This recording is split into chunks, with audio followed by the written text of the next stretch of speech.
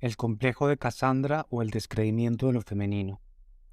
Casandra, la princesa troyana. El mito de Casandra ha sido utilizado como metáfora de diversos fenómenos sociales y psicológicos, haciendo referencia principalmente al silenciamiento o descreimiento por parte de figuras o instancias dominantes de aspectos relacionados tradicionalmente con lo femenino, como lo no visible, la intuición, la imaginación o lo creativo. El mito, que fue inmortalizado en la Ilíada de Homero, nos cuenta que Apolo, dios de la razón, la lucidez y la mesura, fascinado por la belleza de Casandra, le propone el don de la profecía a cambio de que se convierta en su amante. Casandra, hija de los reyes de Troya, acepta el don pero rechaza a Apolo, quien ofendido, la maldice haciendo que sus predicciones, aunque certeras, no sean creídas ni tenidas en cuenta. Al no poder evitar en transformar los acontecimientos que preveía, entre ellos la caída de Troya y su propia muerte, el don se convirtió para Casandra en una fuente continua de dolor y frustración, siendo además excluida y estigmatizada por sus visiones.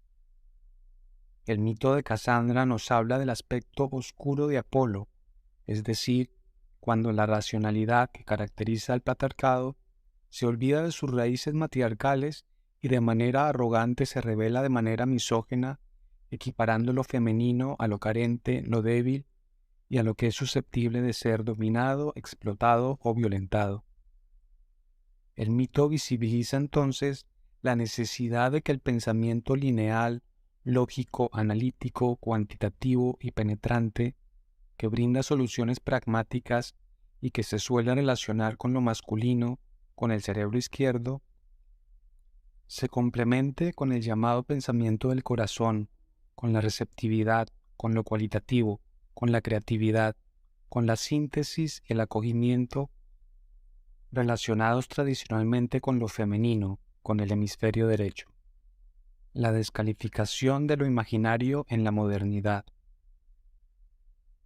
Dentro del contexto del materialismo científico, enmarcados en el paradigma newtoniano y cartesiano, diferentes aspectos reacios a suscribirse a la lógica instrumental y productiva, como la intuición, la imaginación y todo el ámbito de lo no visible, relacionados tradicionalmente con lo femenino, comenzaron a ser considerados como erróneos, oscuros, pueriles, supersticiosos y con nula legitimidad para aportar un conocimiento válido sobre lo humano. El mito de Casandra representa la tragedia y el desequilibrio que conlleva la desatención y el desprecio del ámbito narracional, subjetivo e inefable de nuestra naturaleza. Al interior de la propia ciencia, la física cuántica, cuyo objeto de estudio son las partículas más pequeñas de las que está compuesto el universo, es decir, lo infinitamente pequeño, lo no visible, ha invalidado la concreción absoluta que se proponía para la materia desde el materialismo científico, revelándose un aspecto misterioso, paradójico, irracional que guarda contundentes similitudes y correspondencias con la naturaleza de la psique. Derrumba, por ejemplo, las pretensiones de objetividad, evidenciando la afectación del observador en lo observado cuando se experimenta con proporciones cuánticas. El desprestigio y expulsión del alma en el mundo contemporáneo. Casandra fue confinada y expulsada de la vida colectiva porque sus palabras resultaban incómodas a las instancias de poder, al pensamiento dominante. La popular expresión es solamente psicológico, da cuenta del desdén hacia lo anímico y lo subjetivo en clara subordinación a lo que se considera objetivo y físico. El alma, la psique en este contexto, no es entendida como una entidad metafísica, sino como aquella cualidad o factor que anima, que da vida, que es en parte expresión de nuestra subjetividad y a la vez aquello que nos vincula con el resto de los elementos del planeta y del cosmos. Hace referencia a aquello de donde brota la imaginación, nuestros miedos y nuestras ilusiones, de donde surge la creatividad y el arte, aquel aspecto que se conmociona e indigna, donde quedan las huellas de las experiencias. El alma alude a todo aquello que el materialismo científico ha pretendido, sin conseguirlo, reducir al cerebro, aunque evidentemente guardan una relación. El desprestigio y confinamiento del alma alude al proceso de deshumanización y desarmonía que se denuncia desde diferentes instancias, generado por el exceso de tecnificación, racionalización e instrumentalización. Hace referencia a la burocracia rígida que, en vez de facilitar procesos, pone trabas, no acoge los casos particulares ni tampoco el surgimiento de las condiciones novedosas. A las prácticas médicas en las que predominan los intereses económicos sobre la salud de las personas y en donde la subjetividad de los pacientes se desvanece en diagnósticos, protocolos y estadísticas. Alude también a la medicalización de la tristeza y del inconformismo social. Otras expresiones del confinamiento del alma son el culto a las apariencias, a los empaques, a la felicidad, a la juventud, a la rapidez y al crecimiento. Todas las anteriores unilateralidades que desatienden la complejidad, profundidad, ambivalencia y dinámica cíclica de la psique. Quizás la fascinación contemporánea por las historias de psicópatas, de zombies, de vampiros, sean un reflejo de la deshumanización predominante del espíritu de la época, del confinamiento del alma que clama por su integración. La invisibilidad, silenciamiento y marginación de lo femenino. La maldición de Casandra consistió en que las advertencias provenientes de sus visiones no fueran tomadas en cuenta, que sus palabras no fueran escuchadas, que sus contribuciones fueran negadas. Una de las lecturas que se han hecho del mito de Casandra es con respecto a la exclusión e invisibilidad de las mujeres en las sociedades patriarcales. La sumisión y el silencio fueron en la Grecia antigua virtudes ideales para el comportamiento femenino, y estas concepciones y prácticas se han mantenido a lo largo del tiempo. Existen múltiples evidencias de que, a pesar de haber estado en inferioridad de condiciones en el acceso al conocimiento, las mujeres han estado históricamente presentes de manera relevante en el ámbito político, artístico y científico. Sin embargo, sus contribuciones han sido invisibilizadas o absorbidas por una figura de mayor legitimidad dentro de la lógica patriarcal, como pudo haber sido su padre, hermano, esposo o amante. En este mismo sentido, existen también múltiples testimonios de cómo el conocimiento científico no solo ha avanzado a partir de la racionalidad y el empirismo, sino a través de intuiciones, visiones imaginativas y otros aspectos relacionados con el ámbito no racional, pero al igual que con la mujer, estos hallazgos son invisibilizados o tomados como simples casualidades. La invisibilidad hacia las mujeres se presenta también cuando no son tenidos en cuenta en medios de comunicación o para actividades en las que se podrían desempeñar de manera eficiente, porque su edad, su figura o su apariencia no se adecúan a las expectativas de cierta mirada masculina, desapareciendo así como objeto de deseo. Lo femenino como mercancía y propiedad. Una vez que Troya fue derrotada, Casandra fue secuestrada y tomada como botín de guerra. El cuerpo de la mujer ha sido, y aún hoy sigue siendo, tratado como mercancía, como objeto de placer, como escaparate publicitario. La lógica de la mercantilización y cosificación del cuerpo femenino se encuentra de base en la prostitución forzada, en la trata de personas, en la presión por la figura esbelta, en el auge de las operaciones estéticas, en las violaciones como arma de guerra. Esta lógica se encuentra implícita en la mente del maltratador que considera a su pareja o su expareja como de su propiedad, por lo tanto con la posibilidad de hacer uso de ella como le plazca. La mujer que se pertenece a sí misma y el descreimiento estructural. En algunas versiones del mito se le otorga a Casandra el rol de sacerdotisa o virgen. Estos aspectos, en aquel contexto, simbolizan la resistencia de las mujeres a la subordinación y dependencia de los hombres, así como a las lógicas de dominación y poder que ellos personifican. Casandra representa entonces a la mujer que se pertenece a sí misma y no al padre o al esposo. En las sociedades patriarcales, a las mujeres beligerantes, a las que dicen lo que no se quiere escuchar, a las que transgreden los cánones impuestos por los varones, se les ha procurado silenciar marginar o ridiculizar, tachándolas de locas, brujas o histéricas. En la actualidad, muchas mujeres tienen que afrontar este descreimiento estructural en diversas circunstancias. Por ejemplo, cuando luego de sobrepasar múltiples obstáculos y desventajas en comparación con los hombres, logran acceder a espacios de poder o reconocimiento más allá de los tradicionalmente atribuidos a las mujeres, como la belleza, el cuidado de otros objetos de placer, y son deslegitimadas o descalificadas o no tomadas en serio. El descreimiento se encuentra presente también cuando se presentan testimonios de abuso o acoso sexual y son en muchas ocasiones desacreditadas como fantasías o provocaciones de la propia mujer. Otra expresión del descreimiento es el caso de afectaciones en las que no es posible encontrar un elemento visible y cuantificable en el organismo, como pueden ser el dolor crónico, la fibromialgia o padecimientos anímicos. Quienes la padecen tienen que afrontar que se les cuestione sobre la veracidad o intensidad de su sufrimiento e incluso de estar realizando conductas de manipulación. Fisura entre mente y cuerpo, la animalidad extraviada. En algunas versiones del mito, la capacidad profética de Casandra se expresa como la facultad de entender el lenguaje de los animales.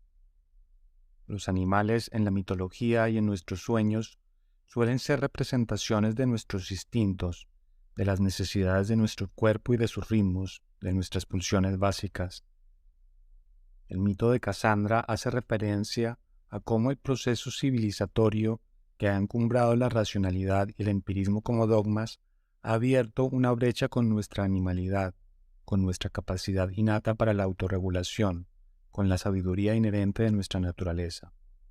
Esta división interna, que se puede visualizar también como la creciente separación entre lo consciente y lo inconsciente, se manifestó a partir del Renacimiento, según la analista junguiana Aniela Yapé, como el conflicto entre razón y fe.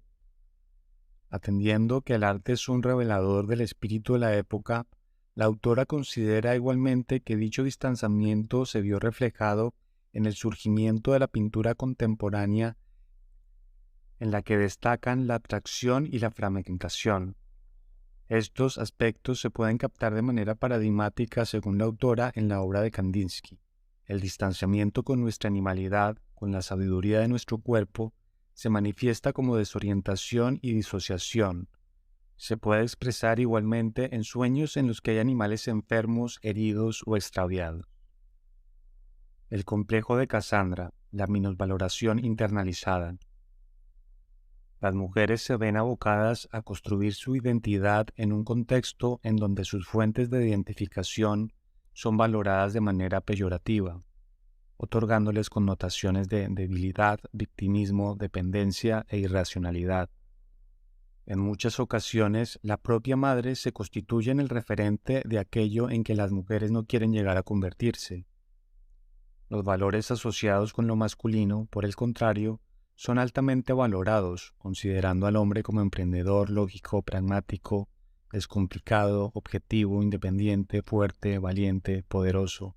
Según la analista junguiana Maureen Murdoch, la denigración de lo femenino aunado a la valoración de lo masculino promueve que muchas mujeres se identifiquen y busquen aprobación bajo valores patriarcales, dejando de lado o minimizando otros ámbitos fundamentales de su personalidad. De esta manera se van interiorizando la invisibilidad, la marginación y la desconsideración a las que se ven expuestas las mujeres, constituyéndose en un factor psíquico interno del que emergen juicios y valoraciones negativas hacia sí mismas. La mujer se identifica entonces con la racionalidad y la búsqueda de las metas exteriores, buscando de manera constante la aprobación desde la mirada masculina. La desvalorización interiorizada se instala como un sentimiento de inseguridad y de minusvalía que se puede manifestar a modo de compensación a través de una búsqueda constante por demostrar lo eficiente y capaz que se puede llegar a ser, en muchas ocasiones bajo unos criterios de exigencia desbordada que sobrepasan los requerimientos del propio contexto. La mujer puede entonces ser poseída por una obsesión por la perfección y la necesidad de tener el control en distintos ámbitos, el trabajo, su propio cuerpo, las relaciones, a la vez que rechaza o se distancia de otros aspectos de sí misma que tradicionalmente han sido relacionados con lo femenino. Se va tornando sorda entonces a las señales y los ritmos de su cuerpo, a la posibilidad de reconocer los excesos o carencias que le acontecen.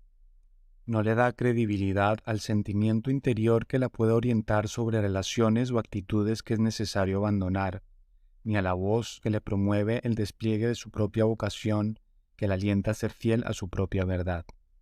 Lo femenino rechazado se configura como un complejo, es decir, un conjunto de emociones y pensamientos que operan desde lo inconsciente de manera autónoma, como una subpersonalidad que busca, mediante irrupciones sintomáticas, su integración a la conciencia. La necesidad de desplegar nuestros potenciales no vividos se puede manifestar en sueños en los que aparecen niños descuidados a los que no se les presta atención o que no se les cree lo que dicen, lo que alude de alguna manera a las circunstancias vividas por Casandra en el mito. Los niños o bebés en nuestros sueños suelen ser también representaciones del arquetipo del sí mismo, el factor psíquico que nos promueve a desplegar nuestra singularidad, nuestro aspecto más genuino. El sí mismo o self es también el arquetipo de la conciliación de los opuestos aparentemente irreconciliables, el que promueve la compensación, la búsqueda de la armonía y la homeostasis. El despliegue paulatino de las necesidades más profundas de nuestra psique fue denominado en la psicología junguiana como proceso de individuación y se considera que cobra mayor relevancia en la segunda mitad de la vida, cuando las necesidades de adaptación al mundo exterior, la vanidad y la necesidad de reconocimiento comienzan a perder relevancia a la vez que emerge como prioridad el desarrollo de nuestra interioridad.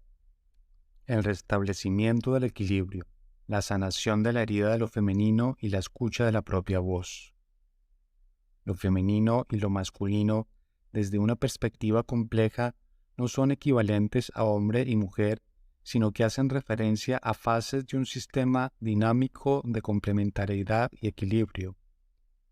Tal como se desprende de la noción china del yin y el yang, cuando yang, lo masculino, el patriarcado, ha llegado a su extremo, se origina el yin, el retorno de lo femenino. Yin y yang, por lo tanto, no son elementos independientes, sino dos fases de un mismo fenómeno bajo una visión cíclica y relativa del universo. En sintonía con esta perspectiva, para la psicología junguiana, el psiquismo posee también una tendencia hacia el equilibrio y la autorregulación. De esta manera, la unilateralidad de lo masculino conduce indefectiblemente a que lo femenino emerja como modo de compensación. La emergencia de lo femenino que se ha constituido en la sombra, lo rechazado, lo no vivido, puede irrumpir en forma de una crisis de sentido, un trastorno anímico o físico, un accidente o cualquier circunstancia que convoque a trascender la identificación con la racionalidad, con las metas exteriores, con la búsqueda de aceptación desde la mirada masculina, exigiendo acoger el ámbito de lo cualitativo, de la imaginación, de los procesos más que de los resultados, de lo intangible, de los sentimientos. La reconciliación con lo femenino herido permite el reconocimiento y legitimidad de la propia voz, de la propia verdad que está más allá de las creencias, ideologías o las racionalizaciones. Es un conocimiento orgánico que le permite tomar decisiones sobre su propia vida en la que la necesidad de aprobación externa y seguridad pierden cada vez más relevancia. Es una voz y una energía que las fortalece para poner límites a jefes, a parejas y también a sus propios excesos, que le favorecen la capacidad para responder a sus propias necesidades. Escuchar la propia voz y ser consecuente con ella implica traicionar expectativas de otros y propias, abandonar hábitos destructivos, fantasías infantiles de perfección o de potenciales ilimitados. Es un camino que implica atravesar incertidumbres, estados de desconcierto y sentimientos de culpa que a la larga dan peso y complejidad a la personalidad. La integración de lo femenino permite también desarrollar una actitud de receptividad, acogiendo de manera constructiva los diferentes aspectos que nos va proponiendo la vida y asumiendo que nuestras energías y planes no están totalmente bajo el control de nuestra conciencia y nuestra voluntad. Las Casandras como mujeres mediales. Casandra es nombrada por el coro como la muy desgraciada y muy sabia, evocando la tradicional relación de la sabiduría que emerge del sufrimiento y de la frustración.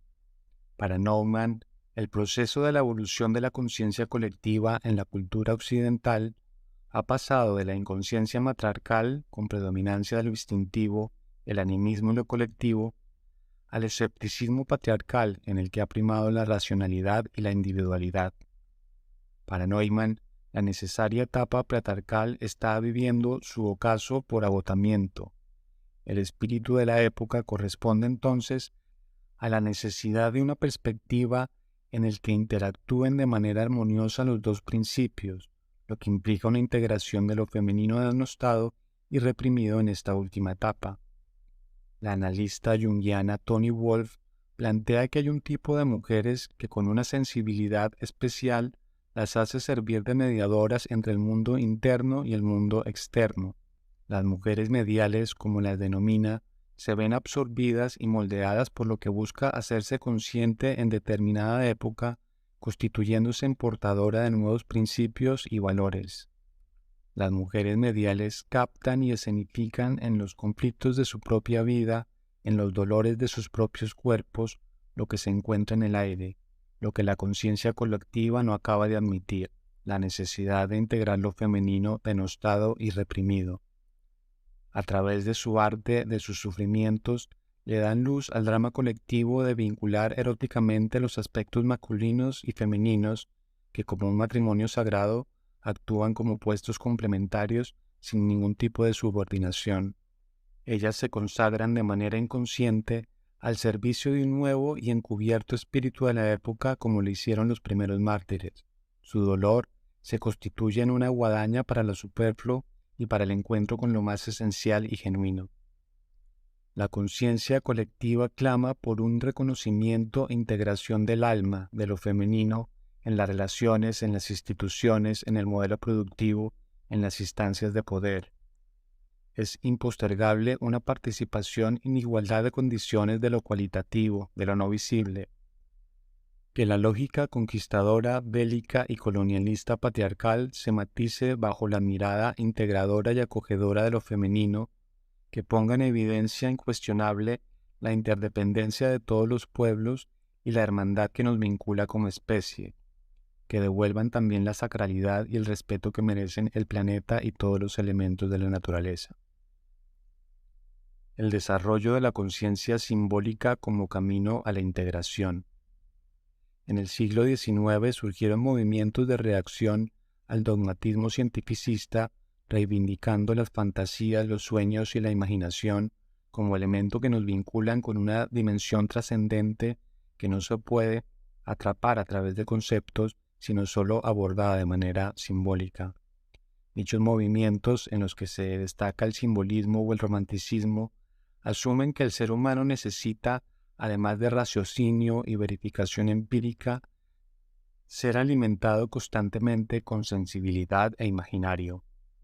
Desde esta perspectiva se considera que la totalidad del humano implica, además de la luz, oscuridad, y que el ámbito de lo simbólico no puede ser aniquilado, sino que se sigue expresando a través de diversos camuflajes y transformaciones. Se destaca la capacidad simbólica e imaginativa más que el raciocinio como lo esencialmente humano, ya que ni los animales no humanos, ni los computadores, ni los robots están en la capacidad de hacer arte, de comprender las paradojas, de sublimar las pulsiones, de generar cultura. Para la psicología junguiana, los símbolos son los intentos naturales para reconciliar y unir los opuestos al interior de la psique, teniendo además una potencia transformadora. Un medio eficaz para desarrollar nuestra conciencia simbólica es prestar atención a las historias de nuestros sueños. Ellos son nuestros mitos personales, la máquina productora de símbolos por antonomasia. Lo es también la disposición para trascender la lectura literal, concreta y objetiva de los acontecimientos, siendo perceptivos a través de la imaginación, a las correspondencias y a las metáforas que continuamente se nos presentan en las circunstancias. Los símbolos nos proporcionan guiños para conocer lo que la vida está pidiendo de nosotros en cada momento. Son la energía de lo creativo, lo que nos permite salir de la repetición, recordándonos también lo que hemos tenido abandonado. Lo simbólico es también el lenguaje del alma y lo que nos permite aproximarnos a ella. Es la cura para el fundamentalismo científico, político y religioso, ya que por su naturaleza paradójica, equívoca e inefable, los símbolos promueven la apertura y la flexibilidad.